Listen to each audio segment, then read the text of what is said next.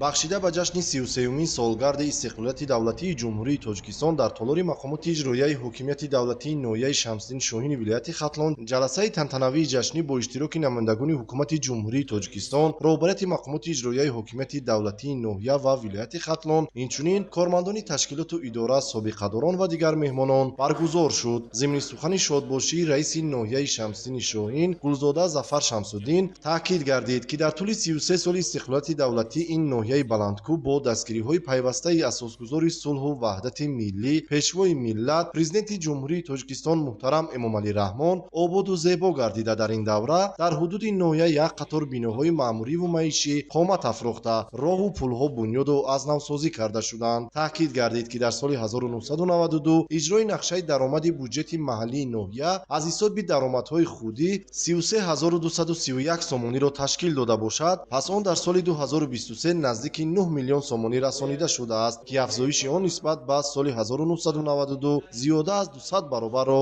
ташкил медиҳад. ҳаҷми даромади бюҷети ноҳия дар якҷоягӣ аз ҳисоби маблағҳои ҷумҳуриявӣ ворид гардида бошад, соли 1992 анқариб 81 000 сомонӣ ва соли 2020 бошад ба 40 миллион сомонӣ баробар карда шудааст, ки омори мазкур сол ба сол рӯ ба афзоиш буда, ҳама ин пешравиҳо аз самараи истиқлолият ва ваҳдату ягонагии кишвари азизамон шаҳодат медиҳад. таъкид гардид, ки маҳз бо шарофати истиқлолияти давлатӣ сарнавишти миллат бо дасти худаш инъикос гардида, шакли идораи давлатӣ, асосҳои сохти конститутсионии ниҳодҳои давлативу ҷамъиятӣ, вазъи ҳуқуқиву озодиҳои инсон ва шаҳрванд, самти сиёсати дохиливу байналмилалии он ва дигар масоили муҳими давлатӣ мустақилона муайян карда мешавад. дар суханронии дигар баромадкунандагон низ таъкид гардид, ки ҳамаи фарзандони банангу номуси ноҳия асолати давлатдории миллӣ ва қарзи муқаддаси шаҳрвандиашонро дарк намуда, барои ҳифзи дастовардҳои истиқлолият, пуштибонии амнияти миллию давлатӣ,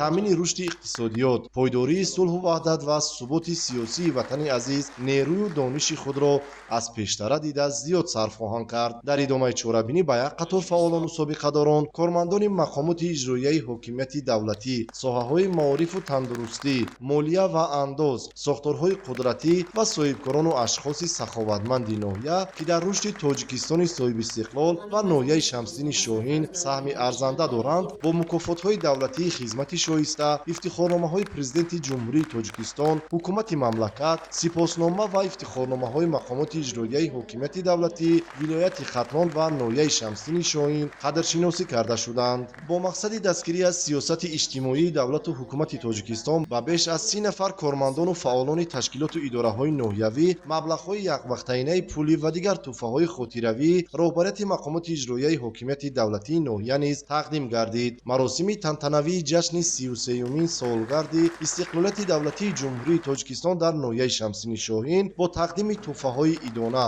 сипосномаву ифтихорномаҳо ба анҷом расида. таъкид гардид, ки дар арафаи дигар иду ҷашнҳои давлатӣ чунин қадршиносиҳои аҳли илму адаб, кормандони мақомоти иҷроияи ҳокимияти давлатӣ ва дигар сохторҳо ба таври мутантан идома хоҳад ёфт. тантанаҳои ҷашни 33-умин солгарди истиқлолияти давлатии ҷумҳурии Тоҷикистон дар ноҳияи Шамсиддини Шоҳин идома доранд.